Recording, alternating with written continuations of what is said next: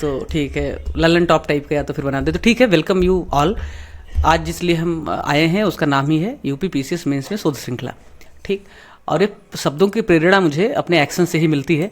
तो जिन लोगों को लगता है भारी भरकम शब्द लेकर के आता है, उनको बता दूं कि करंट अफेयर की शोध श्रृंखला, भले वो करंट अफेयर का पैटर्न उसने बदल दिया, पर पीवाईक्यू के आधार पर करंट अफेयर की शोध श्रृंखला हमने पेश की थी, जिससे लोगों का, छात्रों का जीवन आसान हुआ। तो ऐसे ही मेंस पीवाईक्यू को लेकर के, यूपी पीसीएस के मेंस पीवाईक्यू को लेकर के एक शोध श्रृंखला हम सीरीज ला रहे हैं। और ये सीरीज जो है क्रांतिकारी साबित होगी, ऐसा हम सबका विश्वास है। ये है स्नेहल मैडम। स्नेहल मैडम के बारे में बताया है कि लगभग इनको 2022 में 917 मार्क्स मिले, जो ईडब्ल्यूएस के फाइनल कट ऑफ 922 से सिर्फ 5 मार्क्स कम थे। इनके जीएस3 में और जीएस4 में, उस जीएस3 में तो स्पेशली गर्मिया लोहिया के आसपास का मार्क्स है, जो पूरे देश का लगभग हाईएस्ट था। मनीष ने इंटरव्यू 2023 का दिया। इनको इंटरव्यू में इनकी खराब शक्ल की वजह से शायद नंबर कम दिया, लेकिन इनकी भी जो प्रतिभा है जीएस की, जो एसए में इनका शानदार प्रदर्शन है, निश्चित तौर पे बहुत ही अच्छा है, इंस्पायरिंग है। और मैं और मनीष और भी कुछ मित्रों के साथ मिलकर के निबंध का महामुकाबला सीरीज लेके आने वाले हैं, जिसमें सबसे कठिन और सबसे क्या कहेंगे, केकड़े की तरह जो निबंध है, फिलोसॉफिकल निबंध है, उसको किस तरह से उसकी गांठें खोलेंगे और परत दर परत हम रेसा रेसा अलगा करके उसका विश्लेषण कर देंगे, जिसके आपका निबंध अच्छा हो जाएगा। तो ये हम करने वाले हैं। लेकिन आज जिसलिए हम इकट्ठे हुए हैं, उसका उद्देश्य है कि हम जब प्रिपरेशन कर रहे थे यूपीएससी की, उस दौरान हमें पीवाईक्यू या तो मिल जाता था खाली कि 2018 में, 19 में कौन सा आया, 20 में क्या आया, 14 में क्या आया, या फिर मिल जाता था एक टॉपिक है, उस टॉपिक पे कौन कौन सा इस साल में कौन कौन से क्वेश्चंस आए यूपीएससी में। हमें पीवाईक्यू का ठीक से एनालिसिस ना मिलने की वजह से थोड़ा सा हमारा काम भी बढ़ गया और शायद हम थोड़े से पीछे भी रह गए। और ये मिस करता था मैं भी, बाकी लोग भी करते थे। लेकिन यूपी पीसीएस की जर्नी में अभी जब मैंने जून महीने में फाउंडेशन कोर्स पढ़ाया भागीरथ का, मेंस का, उस दौरान देखा कि जो पीवाईक्यू है उस पर तो कंपाइलेशन तक ठीक से अवेलेबल नहीं है, पेपर को ही लोगों ने चिपका दिया है। इवन बड़ी बड़ी कोचिंग्स ने भी क्या किया है कि 2018 में जो जीएस3 में क्वेश्चन आया है वो लिख दिया, फिर 19 में आया वो लिख दिया, 20 में आया वो लिख दिया। इससे ज़्यादा यूपी पीसीएस में कुछ हुआ नहीं था। क्यों? यूपी पीसीएस है भारत और यूपीएससी है यूनाइटेड स्टेट, तो वहाँ पे कुछ रिसर्च और कोई स्टार्टअप पहले हो गए, भारत में बाद में आए। लेकिन भारत में वो स्टार्टअप इतना कम था कि मुझे समझा कि भाई ये तो बेसिक काम भी नहीं हुआ। फिर मैंने देखा कि कुछ लोगों ने बड़ा अच्छा कुछ कोशिश किया कि टॉपिक वाइज उसका सेग्रीगेशन कर दिया यूपी पीसीएस के पीवाईक्यूज का। एक चलो अच्छा काम किया, लेकिन फिर भी कमी थी। तो मैंने क्या किया कि जीएस6 में और जीएस3 में समानता ढूंढते हुए ये दिखाने की कोशिश की कि भाई ये जो क्वेश्चन है किस टॉपिक से है, और ये किस टॉपिक के साथ साथ किस वजह से पूछा गया है, किस कारण से पूछा गया है, ये भी दिखाने की हमने कोशिश करी। और ये जब बताया तो लोगों को ये समझा कि जैसे मान लो आईआर में पढ़ा रहा था, तो आईआर में मैंने बताया कि भाई साल 2016 में गलवान वो हो रहा था, डोकलम हो रहा था, साल 2020 में गलवान हो रहा था। तो जब ये गलवान डोकलन का एक्सीडेंट बहुत बड़ा था, इसकी वजह से आईआर में सवाल आया, निबंध में सवाल आया। ऐसे ही रिन्यूएबल एनर्जी के बारे में मैंने पैटर्न नोटिस किया कि भाई 3-4 एनर्जी है, मान लो बायो है, सोलर है, मान लो विंड है, तो एक बार सोलर और विंड पूछ लिया तो बचा क्या, बायो। तो निश्चित तौर पे साल 2023 में बायो एनर्जी की पूछे जाने की संभावना ज़्यादा है। तो एक तो हमने ये पैटर्न फाइंड करने की पहला काम किया कि टॉपिक के हिसाब से पीवाईक्यू लिख दिया। फिर उसके बाद में ये पैटर्न फाइंड करने की कोशिश की कि आयोग प्रश्नों को जो पूछता है, स्पेशली जो डायनामिक पेपर हैं, उसके पीछे का आधार क्या होता है। फिर समझ में आया कि जो डायनामिक पेपर हैं, स्पेशली जीएस3 और जीएस2, जिसमें कि इंटरनेशनल रिलेशन है, जिसमें कि साइंस एंड टेक है, जिसमें कि इकोनॉमी है, ये डायनामिक जो पेपर हैं ये आधारित होते हैं डायनामिज्म पे, एक्सीडेंट और इंसिडेंट पे, घटना और दुर्घटना पे। तो घटना दुर्घटना जो कुछ भी इस देश में, विदेश में, दुनिया में साइंटिफिक फील्ड में होती है, उसी को आधार बना करके आयोग प्रश्न पूछता है। तो अगर साल भर की हुई तमाम या कंटेम्प्रेरी इशूज में जो कुछ भी बड़ा कुछ घटित हो रहा है, बिग बैंग हो रहा है, अगर उसको हम पैटर्न को नोटिस कर पाएँ और सिलेबस के हिसाब से लिंक कर पाएँ, मैच कर पाएँ, तो आने वाले साल में शायद हम ये भी प्रेडिक्ट कर पाएंगे, पूरा 100% नहीं तो भी काफ़ी हद तक, कि निश्चित तौर पर कौन सा सवाल कौन से टॉपिक पे पूछा जाने की संभावना सबसे ज़्यादा है। तो ये है मौलिक रिसर्च, जिसे मैं क्रिटिकल रिसर्च नाम देता हूँ, जिसे मैं शोध श्रृंखला का नाम देता हूँ।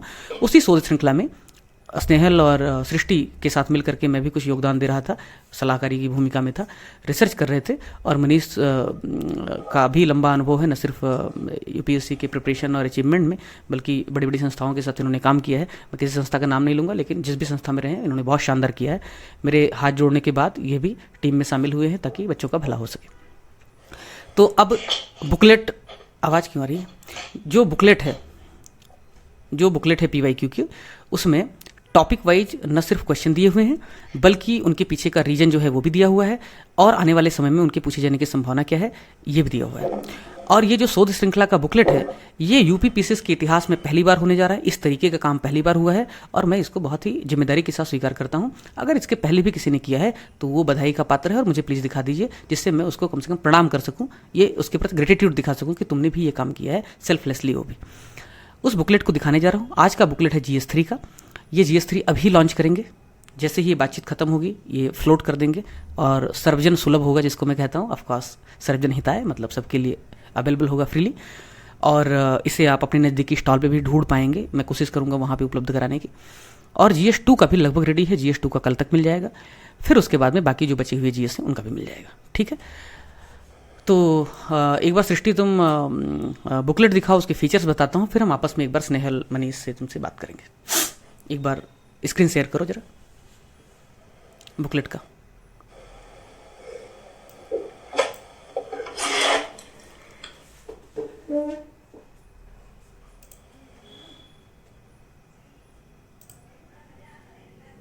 ये बड़ा नहीं हो सकता क्या? एक minute, don't watch, remove, unpin. मुझे ही दिखानी पड़ेगी शायद, तभी हो पाएगा बाद में रिकॉर्डिंग। तुम रहने दो सृष्टि, मैं दिखा देता हूँ, 5 मिनट में फीचर बताऊंगा, उसके बाद में फिर बात करेंगे। तुम रहने दो, तुम स्क्रीन मत शेयर करो, मैं कर देता हूँ।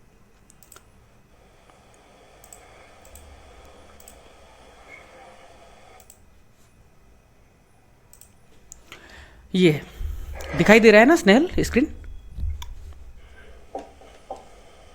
Screen fine fine.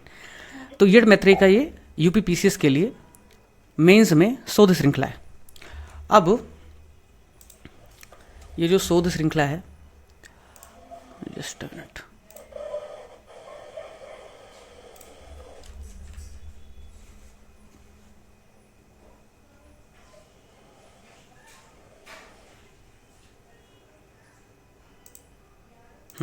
अभी बेटर होगा। इसमें जो फीचर्स हैं, साल 2018 से 23 तक का जितना प्रश्न है टॉपिक वाइज वो शामिल किए गए हैं। साल 2024 मेंस की भविष्यवाणी भी कर दी गई है। ठीक है, और वो भी तार्किकता के साथ। इसमें विशेषताएं क्या है? पहला, 2018 से 23 तक, अभी हम लोग म्यूट कर सकते हैं खुद को। 2018 से 23 तक जो मेंस में पूछे गए प्रश्न हैं उनका टॉपिक वाइज, तो टॉपिक वाइज कैटेगराइजेशन के बाद इन प्रश्नों के पूछे जाने का संभावित कारण रिसर्च के बाद, और एक नया फीचर जो हमने जोड़ा है वो है यूपीएससी का जो पीवाईक्यू है। कई बार आयोग वहाँ से प्रेरणा हासिल करता है और उसको रिसफल करके नए बोतल में पुरानी शराब परोस देता है और यूपीपीसीएस के प्रश्नों में उसका इस्तेमाल करता है। तो यूपीएससी की पीवाईक्यू के साथ क्या समानता है? शायद पूरे यूपीपीसीएस के इतिहास में ये पहली बार ऐसा हो रहा है जब ये कोरिलेशन लोग जानते तो हैं, निश्चित तौर पे कोई मैं पहला आदमी थोड़ी हूँ जो जानता होगा। जिसने यूपीएससी और यूपीपीसीएस दोनों दिया होगा उसको बिल्कुल पता होगा, लेकिन वो साबित करना थीम वाइज, जैसे लॉजिकल गेसिंग था, लोगों को पता रहा होगा क्वेश्चन इस तरह से भी सॉल्व हो सकता है, लेकिन उसको सैद्धांतिक तरीके से पद्धति के साथ, महाराष्ट्र में कहते हैं सिस्टमेटिकली, उसको लेके आना, उसको बता पाना मुश्किल होता है, क्योंकि हर चीज़ जो हम सोचते हैं वो कह नहीं पाते, इसलिए भाषाई कौशल और कम्युनिकेशन महत्व करता है। तो यूपीएससी की जो पीवाईक्यू है उनके साथ जो समानताएं हैं या उनका जो प्रेरणा स्रोत है यूपीपीसीएस के प्रश्नों के लिए, वो भी हमने दिखाने की कोशिश की है। और फिर साल 2024 या 25 मेंस में कौन से सवाल पूछे जा सकते हैं उनका भी एक प्रेडिक्शन किया है। ये टीम है, और टीम के बारे में बस मेरे बारे में मैंने सृष्टि को बोला था कि 15 साल की उम्र से पढ़ा रहा हूँ, इतना लिख दो, इतना काफ़ी है। तो उसने ये भी जोड़ दिया कि पढ़ाने के लिए पैदा हुआ हूँ। और ये स्नेहल है, स्नेहल ने 2022 का इंटरव्यू दिया है और GS3 में उनके पूरे देश के लगभग हाईएस्ट हैं, और GS4 में भी बहुत मार्क्स हैं, 117 मार्क्स, और ऑफकोर्स कोचिंग में पढ़ाई लगातार। ये मनीष पांडे हैं, इनको इंटरव्यू में बहुत ही गंदा नंबर दे दिया, अदरवाइज ये सेलेक्ट हो गए होते। इनके बहुत अच्छे मार्क्स हैं, लेकिन इससे ज़्यादा बड़ी विशेषता है कि भारत के लगभग 2-3 जो बड़ी कोचिंग्स हैं उनके साथ ऑलरेडी ये पिछले 3-4 साल से जब से कर रहे हैं प्रिपरेशन, जुड़े हुए हैं। ये है, और टेलीग्राम, ये यूट्यूब का है शायद, जुड़ जाना, ये प्ले स्टोर पे ये है। और मैं फ्री कंट्रीब्यूट कर रहा हूँ, ये डिस्क्लेमर देना पड़ता है ताकि लोगों को बताऊँ कि भाई स्वार्थ के लिए नहीं कर रहा हूँ मैं। और भगीरथ प्लस लॉन्च हुआ है, उसके फीचर्स हैं, ये देख लेना बाद में। अब हम सीधे काम की बात करते हैं टॉपिक वाइज। अब GS3 में आपको भी पता है इकोनॉमी है, एनवायरनमेंट है, साइंस एंड टेक है, इंटरनेट सिक्योरिटी है। तो पहले बात इकोनॉमी की कर लेते हैं, या कोई एक उठा लेते हैं और उसके बाद में आप लोग पढ़ते रहिएगा बुकलेट, क्योंकि इतना समय है नहीं कि आपको बहुत ज़्यादा बोर किया जाए। बस चलिए कोई भी टॉपिक उठा लेते हैं। जैसे देखो, ये इकोनॉमी का टॉपिक है। पहला टॉपिक है इकोनॉमिक प्लानिंग, तो हिंदी में है भारत में आर्थिक योजना। दूसरा टॉपिक है NITI Aayog. NITI Aayog sustainable development goal, सतत विकास लक्ष्य। तो जो हमने आपसे वादा किया था कि हिंदी अंग्रेजी दोनों में सब कुछ होगा, और वो कृत्रिम अनुवाद या सस्ता तरीका नहीं होगा, बल्कि एक एक शब्द का, एक एक मात्रा का ख्याल रखा जाएगा। क्योंकि जो शिक्षा है, शिक्षा में एक बात मैं कहता हूँ, वो है भाव से बड़ी है भाषा। अगर शिक्षा में भाषा अच्छी नहीं है तो वो बात गले तक नहीं उतरेगी, इसलिए भाषा का अतिरिक्त ख्याल रखा जा रहा है। पॉवर्टी है गरीबी, अनएम्प्लॉयमेंट, सामाजिक न्याय, सोशल जस्टिस, इंक्लूसिव ग्रोथ, ये सब टॉपिक्स। अब इन टॉपिक पे किया क्या है कि जैसे इकोनॉमिक प्लानिंग है भारत में योजना आयोग, आर्थिक योजना, इस पे मान लो साल 2021 में यूपी पीसीएस ने कोई एक पर्टिकुलर सवाल पूछा है। तो वो पर्टिकुलर सवाल क्यों पूछा गया है, ये कारण यहाँ बताया है। रिसर्च करने के बाद उनके लिंक्स दिए गए हैं, और यूपीएससी ने इन्हीं टॉपिक्स पे या इसी प्रकार के टॉपिक्स पे कौन से सवाल पूछे हैं वो बताया गया है। और फिर 2024 में यूपी पीसीएस में क्या सवाल आ सकता है वो बताया गया है। अब कोई एक दूसरा भी टॉपिक ले लेते हैं इकोनॉमी के बाद। चलो बजट और वित्तीय प्रणाली देख लेते हैं। इकोनॉमी का हिस्सा है component of government budget and fiscal system. ये क्वेश्चन है जो यूपी पीसीएस ने पूछा है साल 2019 में। सरकार की कल्याणकारी योजनाओं और उनकी भूमिका के बारे में बताने के लिए बोला है। और 2021 में पूछ लिया है कि 2021-22 के बजट में कौन सी ऐसी योजना है जिससे सामाजिक और आर्थिक व्यवस्था पर प्रभाव पड़ेगा। रीजन क्यों पूछा है? क्योंकि उस समय बजट में सरकार ने जो सोशियो इकोनॉमिक चैलेंजेस थे उनको डील करने के लिए कुछ बहुत क्रांतिकारी योजनाएं शुरू की थी, इसकी वजह से ऐसे सवाल पूछे गए थे। ठीक है ना। तो फिर साल 2023 में जो बजट में सबसे की फीचर्स हैं, चाहे वो फिर अप्रेंटिसशिप का अधिकार देने की बात हो या फिर चाहे वो लोगों को बहुत ज़्यादा स्किल करने की बात हो, उस पे आने की संभावना बहुत ज़्यादा बढ़ गई है। तो वो प्रेडिक्शन भी साथ में हो गया है। फिर साथ में यूपीएससी ने इन पे क्या सवाल पूछे हैं वो भी लिख दिया है, ताकि कहीं ऐसा ना हो कि यूपीएससी से इंस्पिरेशन हासिल करते हुए अगले साल रिसफल करके कोई सवाल पूछ ले, और ऐसा करने की वजह से फिर आप यूपीएससी की पीवाईक्यू से गो थ्रू हो जाओगे वहीं पे इमीडिएटली टॉपिक वाइज, तो आपके दिमाग में रहेगा कि हाँ भाई ऐसा भी कोई सवाल या डायमेंशन आ सकता है। ठीक है ना। ऐसे सभी टॉपिक्स पे किया गया है।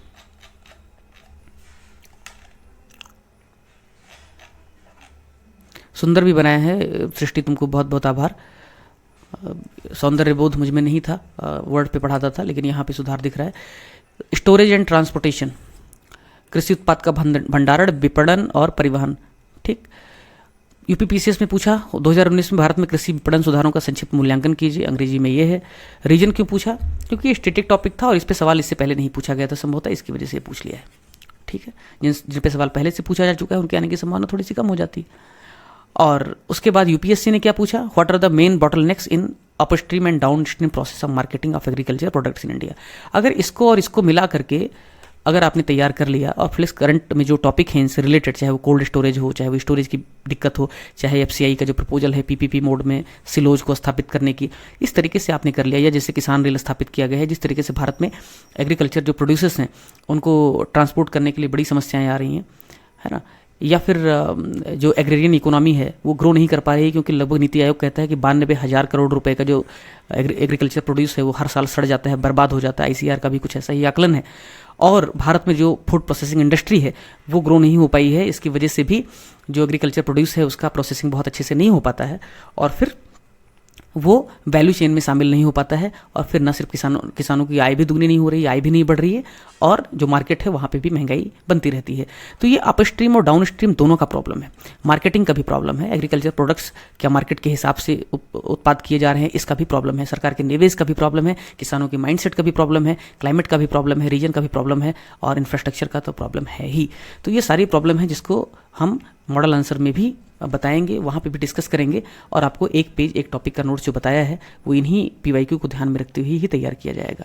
मुझे लग रहा है कि ये सब बुकलेट पूरा डिस्कस करने की ज़रूरत नहीं है, ये तो आपके हाथ में दे दूंगा, और आपके विवेक और मेरे गाइडेंस, मतलब हमारे गाइडेंस के आधार पर आप उसका उपयोग कर सकते हैं। अगली बार इमेजेज का ज़्यादा इस्तेमाल करेंगे सृष्टि और स्नेहल मनीष भाई, तो थोड़ा सा लोगों को ज़्यादा, भले बुकलेट लंबा हो जाए कोई फ़र्क नहीं पड़ता है, लेकिन ज़्यादा उनको समझ में आना चाहिए। यहाँ पे शायद किया भी है चंद्रयान के उद्देश्य क्या है। तो चंद्रयान लॉन्च हुआ था, भारत की इतनी बड़ी सफलता थी कि इसी के बाद से विज्ञान दिवस मनाना शुरू किया, विज्ञान दिवस या तकनीक दिवस कुछ ऐसे मनाना शुरू कर दिया भारत ने अगस्त 23 को। तो इससे बड़ी क्रांतिकारी घटना क्या होगी? तो अब आने वाले समय में इस पर सवाल पूछा ही जाएगा। खूबसूरत बुकलेट दिख रहा है। अब इससे ज़्यादा बात करने से अच्छा है कि मैं आप लोगों से चर्चा करूं। तो ये था, फाइन। बताओ भैया, विश्वकर्मा लोग आप हैं, तो विश्वकर्मा जिन्होंने काम किया है, मेहनत की है, वो बताएं क्या राय है स्नेहल इस पे तुम्हारी? तो मेरी आवाज आ रही है क्लियरली? हाँ, बहुत बहुत क्लियर आ रही। जी सर। तो आपकी ये जो आइडिया थी वो मुझे बहुत अच्छी लगी। आपके इंस्पिरेशन से मैंने इस बुकलेट पे काम करना शुरू किया। जब मैं काम कर रही थी तो मुझे देखा कि सारे आइडियाज कोरिलेट करते हैं और सारे पीवाईक्यू को हल करने के लिए एक एक बेसिक नॉलेज हमें होना जरूरी है, और वो नॉलेज हम जमा कर लेंगे और उस पर जो भी एक्स्ट्रा वैल्यू एडिशन करेंगे तो हर पीवाईक्यू को की डिमांड हम मीट कर सकते हैं। तो PYQs give us the guiding light, वो हमें बता रहे कि क्या पढ़ना है, और अगर उसको हम समझ लेंगे सबसे पहले क्या पढ़ना है तो पढ़ना भी आसान हो जाएगा। मुझे लगता है यूपी PCS में या MPSC या कोई भी PCS में ऐसे लोग नहीं पढ़ते हैं, PYQ वाइज नहीं पढ़ते, मोटे मोटे बुकलेट्स होते हैं, सारा रटना है, सारे फैक्ट्स याद रखने हैं। ऐसे लोगों को लगता है इतना मैं कैसे पढ़ूंगा, कैसे पढ़ूंगी, बट एक्चुअली क्या पढ़ना है अगर हम समझ लेंगे तो इतना पढ़ना भी नहीं है, उसको अप्लाई ज्यादा करना है, और वो PYQs ही हमें बता सकते हैं। अभी कोई ऐसा टॉपर नहीं होगा जिसने PYQ को मेंशन नहीं किया है। और मैं खुद अपने पहले 2 अटेम्प्ट्स में मैं PYQ को इग्नोर करती थी, सोचती थी सब पढ़ लूंगी, जो भी आएगा आंसर कर दूंगी। सब पढ़ना आंसर नहीं है, क्या पढ़ना है वो जानना है, और वो PYQ हेल्प करता है। और यूपी PCS की PYQ तो काफी स्ट्रेट फॉरवर्ड है, ज्यादा घुमा के भी नहीं पूछता है, बहुत सारे क्वेश्चन रिपीट करता है, और जो एकदम न्यूज में है करंट टॉपिक से वो पूछता है। तो हम अगर उसको ध्यान में रखते हुए प्रिपेयर करेंगे तो हम श्योर कि बहुत अच्छे से प्रिपेयर कर सकते हैं इस टॉपिक को। तो PYQ गाइडिंग फोर्स है, गाइडिंग लाइट है, बीकन ऑफ लाइट है, मार्गदर्शक है, ये तो सबको पता था। लेकिन चिंता की बात है कि PYQ का उपयोग कैसे करें, ये एक ऐसी बात है जिसको अधिकतर लोग इग्नोर करते हैं। खाली PYQ दे दिया मतलब बंदर के हाथ में उस्तरा दे दिया, चलाएगा कैसे उसको पता नहीं है, तो कहीं भी चलाएगा। PYQ का उपयोग कैसे करना है ये इस बुकलेट के माध्यम से एक तो बताने की कोशिश की गई है। और जब कंटेंट डेवलप होगा तो PYQ की जो थीम्स हैं या PYQ के जो डायमेंशंस हैं उनका ख्याल रखते हुए ही कंटेंट डेवलप होगा। तो हम एक पेज एक टॉपिक एक पेज का जो नोट्स देंगे वो परीक्षा में पूछे जाने वाले टॉपिक्स और सवालों के ज़्यादा करीब होगा, बजाय कि बीटिंग अराउंड द बुश करते रहें और कचरा हम कॉपी करके पेस्ट करते रहें। तो PYQ के रिसर्च में जो हमारा योगदान है उसका श्रेय हम ले सकते हैं। आप उस रिसर्च का इस्तेमाल करते हुए अपनी प्रिपरेशन को क्या करें कि थोड़ा सा गाइडेड रखें, लेजर की तरह रखें। ऐसा नहीं है कि ये सरफेस सिंचाई है कि भाई पानी उड़ेल दिया और बस बह रहा है। ये लेजर लाइट की तरह काम करेगा। टारगेटेड रहिए, नहीं तो 3 महीने में मेंस होता नहीं है। 1 जनवरी से पढ़ाने का इसलिए भी उद्देश्य है कि जब प्रीलिम का रिजल्ट आता है 1.5 महीने आपके हाथ में होते हैं, तो फिर आप रोते रहते हैं और कहीं से भी बस मगअप और वो पता नहीं क्या PDF कलेक्टर बनते रहते हैं। तो इसलिए भी इसका उद्देश्य है। आपको क्या लगता है कि जो बच्चे PYQ करते रहते हैं उनको सिर्फ PYQ पढ़ना चाहिए, या जो तरीका है PYQ को कैसे इस्तेमाल करना है वो भी महत्वपूर्ण है? सर, आयोग की तरफ से हमें बस 2 चीजें दी गई है, PYQ और सिलेबस। आयोग ने और कुछ नहीं बताया कौन सी किताब से पढ़ना है, क्या पढ़ना है, आयोग ने कुछ नहीं बताया। तो लोग सिलेबस को फॉलो करते हैं बट PYQ को भूल जाते हैं।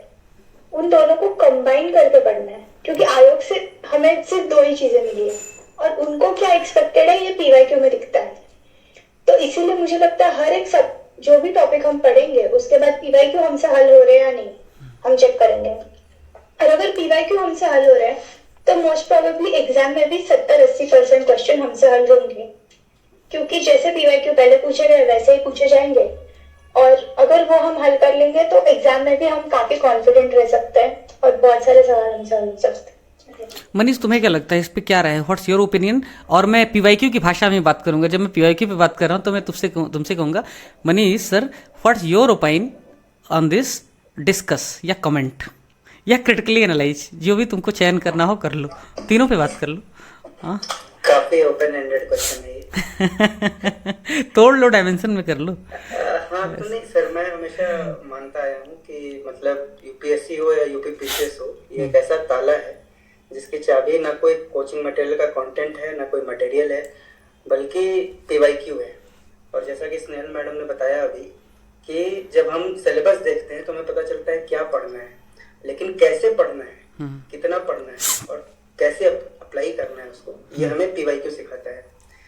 अब ये प्रीलिम्स में भी हम देखते हैं, जैसा कि आपने लॉजिकल गेसिंग और अपने वेरियस इनिशिएटिव के माध्यम से बताया कि जनरली लोग क्या करते हैं कि पीवाईक्यू को अप्रोच करते समय कोई क्वेश्चन देखते हैं, उसके 4 आंसर देखते हैं, 3 आंसर जो गलत है उनके बारे में थोड़ा बहुत पढ़ लेते हैं और एक जो सही आंसर है उसको याद कर लेते हैं। लेकिन ये एक फॉल्टी अप्रोच है। तो राइट अप्रोच क्या है वो आप तभी पता लगा सकते हैं जब आप उसका मतलब मल्टी डायमेंशनल एनालिसिस करेंगे कि वो क्वेश्चन क्यों पूछा है, उसकी इंस्पिरेशन क्या है, उसका कॉन्टेक्चुअल अंडरस्टैंडिंग उसके पीछे क्या है। तो मुझे लगता है कि इस मटेरियल के माध्यम से ये जो एस्पिरेंट्स का समय लगता 15-20 दिन का, क्योंकि अभी टाइम इज मनी, और शायद कर ही नहीं पाते। शायद ऐसा भी तो हो सकता है कि उस दिशा में वो सोचते ही नहीं ना, सोचते ही नहीं। तो यहाँ पे केवल 1-2 लोगों का ही नहीं बल्कि 2-3-4 लोगों का जो जिन्होंने मेंस और इंटरव्यू दिया है, जो ऑलरेडी क्वालिफाइड है, जिन्होंने अपने आप को प्रूफ किया है, उनका एक विजडम, उनका दिमाग लगा है, उनका रिसर्च लगा है, उनकी मेहनत लगी है और हमने एक आपस में मिलकर अपनी समझदारी के साथ इसको एक प्रेजेंट किया है। जो पीवाईक्यू है और जो यूपीएससी है और यूपीपीसीएस है उनके बीच का लिंक क्या है और वो लिंक बैठा पाना, सास बहू का रिलेशन भी स्थापित किया है, समझ जाएंगे तो 10 से 12 क्वेश्चन की आप एज करेंगे और वो प्रेडिक्ट कर पाएंगे कि किस तरह के क्वेश्चन आते हैं और कैसे पढ़ना है। एग्जैक्टली। अब मुझे मनीष बताओ कि छात्र इसका इस्तेमाल ज़्यादा अच्छे तरीके से कैसे करें, ये बहुत ज़रूरी है क्योंकि दे तो दिया बुकलेट उनके हाथ में, बता भी दिया देखो भैया ऐसे ऐसे आया है, लेकिन उसका इस्तेमाल तो भी उनको करते आना चाहिए, नहीं तो पता लगेगा जीरोक्स निकलवा लेके आएंगे घर पे रख देंगे। इस्तेमाल कैसे करें ये बताओ। बिल्कुल। तो जनरली क्या होता है ना कि जब आप किसी के हाथ में मतलब एक मटेरियल दे देते हैं तो जनरली एक माइंडसेट ये होता है कि इसको रट लें, हाँ, यस। इसको पढ़ लें, इसको मगअप कर लें। लेकिन हम यहाँ पे यही सिखा रहे हैं कि सोचना कैसे है और प्रेडिक्ट कैसे करना है, लॉजिकल प्रेडिक्शन कैसे होनी चाहिए हमारे लिए कि अगर हम यूपीपीसीएस का मेंस देने जा रहे हैं जो कि मार्च के लास्ट में या अप्रैल के फर्स्ट वीक में संभावित है, तो हम जो हमारे पास लिमिटेड टाइम है उसमें हम कैसे प्रेडिक्ट करेंगे किस तरह के क्वेश्चन आ सकते हैं।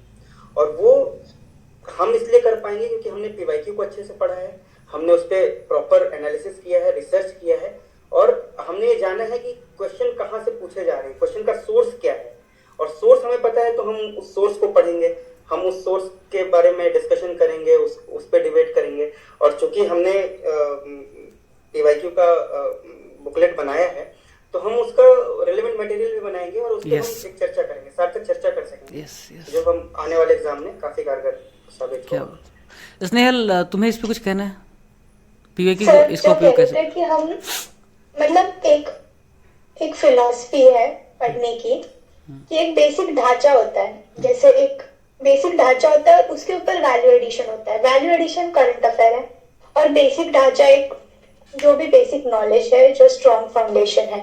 तो पीवाईक्यू समझ के हम समझ सकते हैं कि स्ट्रॉन्ग फाउंडेशन कहाँ पे बिल्ड करनी है और फिर आगे हम देख सकते हैं करंट हैपनिंग से कौन से क्वेश्चन आए हैं और करंट अफेयर को हम कैसे रिलेट करेंगे हमारे आंसर राइटिंग में।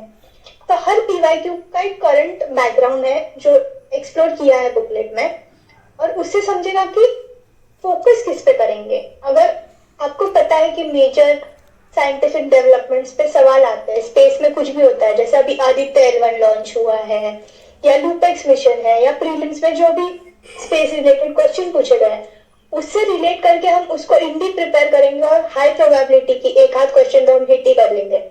तो कहाँ हम 50 पेजेस पढ़ते थे और कहाँ अब हम 5 पेजेस अच्छे से पढ़ के एक क्वेश्चन हिट कर सकते हैं। तो that is the importance of PYQ. एक अभी तुमने चंद्रयान और वो सब क्या लूपेक्स चर्चा किया, एक चीज याद आती है 10 सेकंड बताऊं। जब मैं अपना लास्ट मेंस दे रहा था मनीष, तो उस समय चंद्रयान 3 लॉन्च हो गया था और सेंटर के बाहर बारिश हो रही थी बहुत ज़्यादा, भोपाल में मेरा सेंटर था, छाता लेके बस बैठा था। ऐसे पता नहीं क्यों दिमाग में मेरे आया कि यार चंद्रयान 3 लॉन्च हुआ है, सवाल तो इस पे बनेगा, क्या बनेगा। और इमीडिएटली मैंने गूगल किया और उसके फीचर्स देख डाले कि कौन कौन सा इंस्ट्रूमेंट वो लेके गया है। वो एग्जाम के 5 मिनट पहले देखा गया मेरा वो था। और मैं पेपर देखता हूँ जीएस पेपर 3, चंद्रयान 3 के जो इंस्ट्रूमेंट थे जो लेके गया था वो, है ना, पोलरिक्स क्या वो सब था पूरा। तो उस पर पूछा उसने सवाल, कौन कौन से इंस्ट्रूमेंट उनका उपयोग किया। तो शायद मुझे लगता है कि GS3 में मेरे वन ऑफ द हाईएस्ट आने के पीछे या स्नेहल के लगभग हाईएस्ट आने के पीछे का कारण ये भी रहा है कि हमें समझ रही है कि भैया पूछेगा क्या। अब अंत में फिर आप लिखते हैं, कहते हैं ना कि जो आप सोचते हैं उसका बहुत एक छोटा सा हिस्सा आप उतार पाते हैं अपने एक्सप्रेशन में। तो कई बार एक्सप्रेशन और सोचने में अंतर रह जाता है, इसकी वजह से मार्क्स गड़बड़ हो जाते हैं और फिर अंत में फिर वो एग्जामिनर है वो जज कर रहा है। अभी मेरे एक बात थी साइकोलॉजिस्ट से, जो SSB जो होता है सिलेक्शन बोर्ड होता है एयरफोर्स में, उसमें वो हैं। अभी हम खाना खा रहे थे तो मैं पूछा, मैडम आप देखती क्या हो बच्चों में, कोई ऐसा पैमाना है कि ऑब्जेक्टिव की जिससे आप तय कर सको कौन कैसा है।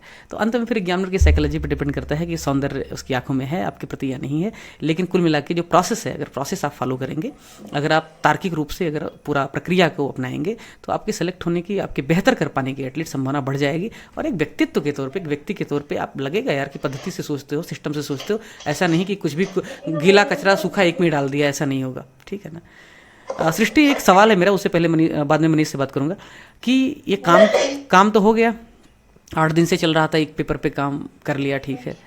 अब जन जन तक पहुंचाएंगे कैसे? क्योंकि अगर लोगों तक ये पहुंचेगा नहीं तो कोई मतलब ही नहीं, क्योंकि सकल पदार्थ है जगमही, कर्महीन नर पावत नहीं।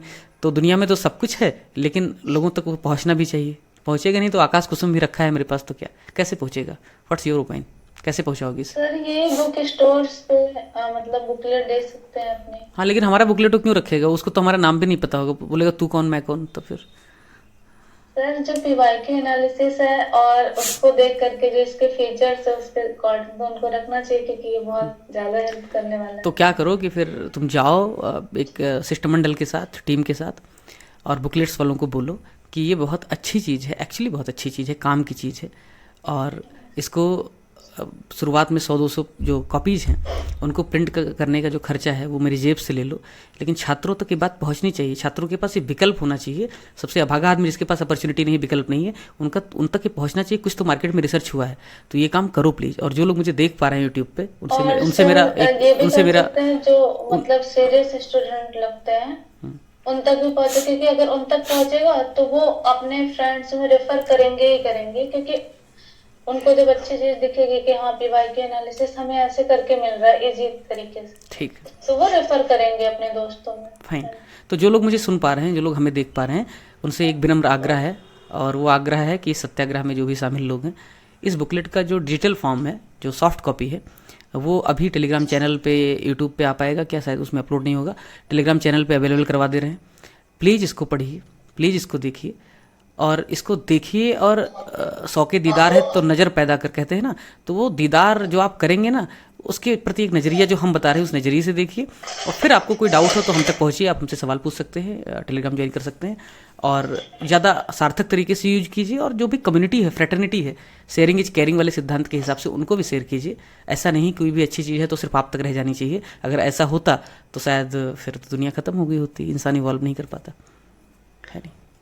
और क्या कह सकते। बाकी पेपर्स के भी बुकलेट इसी हफ्ते जारी हो जाएंगे। तब इस पे और कुछ कहना है मनीष? जी सर, एक चीज मैं और कहना चाहता हूँ, जो भी लोग देख रहे हैं, तो जिस तरह हमने प्रीलिम्स में लॉजिकल गेसिंग के माध्यम से ये देखा कि किस तरह से एक्चुअल एग्जाम में सोचते हैं, कैसे आंसर को डिटेक्ट करते हैं 4 ऑप्शन के बीच में, किस तरह से लॉजिकल गेसिंग के माध्यम से सही आंसर पर पहुंचा जा सकता है या ऑप्शन एलिमिनेट किया जा सकता है, उसी तरह मेंस में भी हम, क्योंकि वो प्रेशर इतना गहरा होता है, इतना ज्यादा होता है, 7 मिनट में आंसर आपको लिखना होता है, और मेंस की जो पूरी लड़ाई है वो आधे मार्क्स, एक मार्क्स की लड़ाई होती है। हर क्वेश्चन में आपको जीतना होता है, क्योंकि कंपटीशन इतना टफ है। 3 महीने में पूरी जनता तैयार हो जाती है और सब वही लिख के आते हैं जो आप लिख रहे हैं। तो उसमें हम कैसे थोड़ा सा इनोवेटिव हो, थोड़ा क्रिएटिव हो, थोड़ा अलग ढंग से सोचे कि एग्जामिनर मजबूर हो जाए आधा मार्क्स, 1 मार्क्स एक्स्ट्रा देने के लिए। तो मैं चूंकि एसपी सर को व्यक्तिगत रूप से जानता हूँ और पिछले 4-5 सालों से हमने जो भी यूपीपीसीएस के या यूपीएससी के मेंस दिए, तो हमने यही किया है कि हम क्वेश्चन एनालिसिस हमने उस पर बहुत ध्यान दिया है कि जो PYQ आए हैं उस पर हम क्या करें, वो क्या एक्स्ट्रा, मतलब वो क्या एक्स्ट्रा चीज, एक्स्ट्रा इंग्रेडिएंट क्या डालें कि हमें वो एक्स्ट्रा आधे मार्क्स, 1 मार्क्स मिले। तो एक एग्जाम्पल के माध्यम से मैं इसको उदाहरण के माध्यम से समझाना चाहता हूँ। जैसे 2019 में एक क्वेश्चन पूछा था GS1 में, ये 12वां क्वेश्चन है GS1 का 2019 का, कि assess the role of British imperial power in complicating the process of transfer of power during 1940s। 1940 के दशक में के दौरान सत्ता हस्तांतरण की प्रक्रिया को जटिल बनाने में ब्रिटिश साम्राज्यिक सत्ता की भूमिका का आकलन कीजिए। अब ये एक क्वेश्चन है। अब इस क्वेश्चन में कोई भी नॉर्मल एस्पिरेंट होगा वो ये सोचेगा कि 1940 में अगस्त ऑफर आता है, 1942 में क्रिप्स मिशन आता है, 45 में वेवेल प्लान है, 46 में कैबिनेट मिशन है, 47 में माउंटबेटन प्लान है, और इसमें क्या क्या उसकी कॉम्प्लिकेशंस रही हैं, किस तरह उसने सत्ता हस्तांतरण को कठिन बनाया है।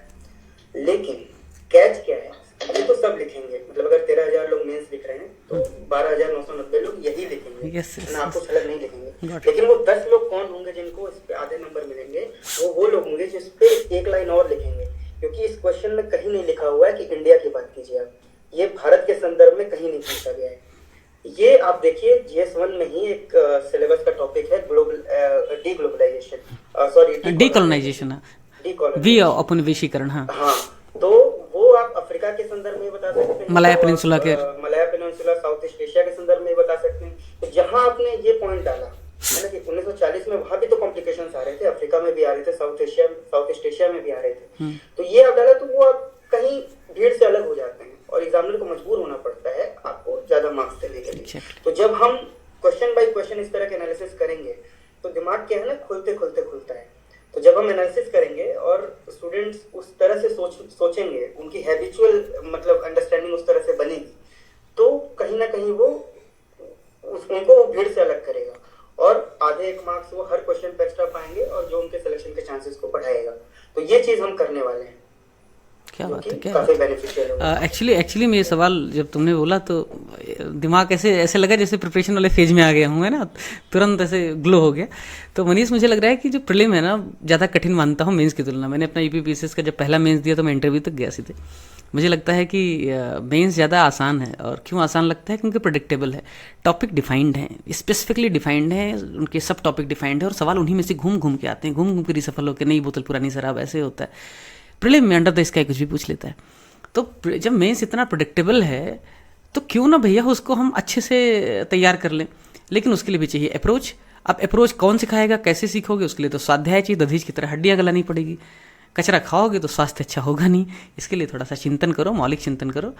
यही है। तो स्नेहल, इन्होंने जो अभी बोला, तुम्हें लगता है कि छात्र इस तरीके से सोच पाएंगे बहुत जल्दी, या हमें 3 महीने लग जाएंगे सोचवाने के लिए उनको कि भैया ऐसे सोचना है?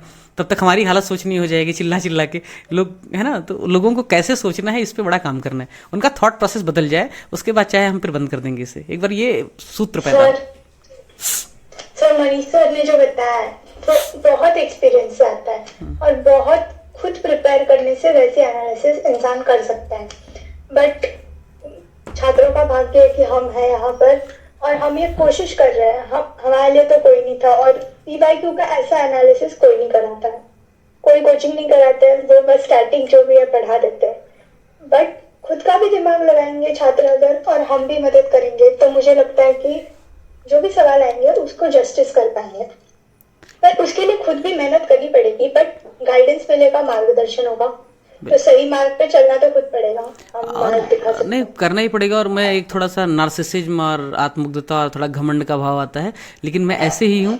मैं विनम्र हूँ, निजी जीवन में मैं बहुत विनम्र हूँ। जो लोग मुझे जानते हैं मैं विनम्र हूँ, अच्छा विनम्र हूँ।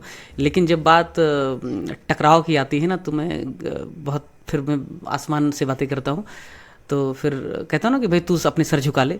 कि अगर मेडिकल साइंस में एक्सीलेंस की होड़ रहती है, क्रिटिकल रिसर्चेस होते हैं, क्लिनिकल रिसर्चेस होते हैं, सबसे प्रतिभाशाली लोग काम करते हैं, उनकी सुनी जाती है। बाकी सभी फील्ड में भी ऐसा है।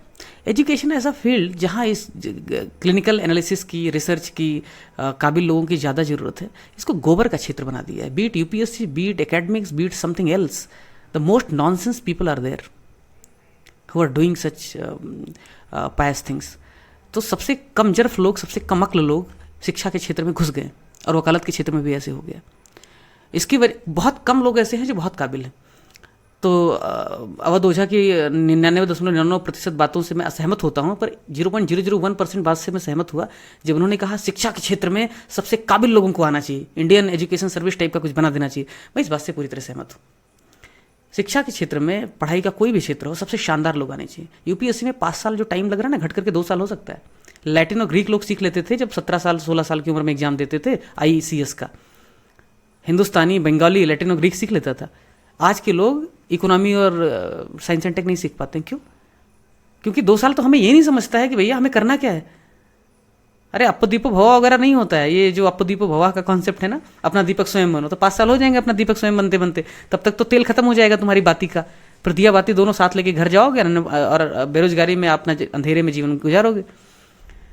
मार्गदर्शन कॉमर्शलाइजेशन हुआ है, इसकी वजह से बदनाम हुआ है, लेकिन मार्गदर्शन इसलिए भी जरूरी होता है। आप हर चीज़ मौलिक कैसे कर सकते हैं? दुनिया में जितने महान साइंटिस्ट हुए हैं किसी न किसी के मार्गदर्शन में हुए हैं। जितनी दुनिया में जितने बड़े नेता का ग्रूमिंग हुआ है किसी न किसी बड़े नेता की ग्रूमिंग में हुआ है। तो बरगद के नीचे तमाम सारे पेड़ भी पलते हैं।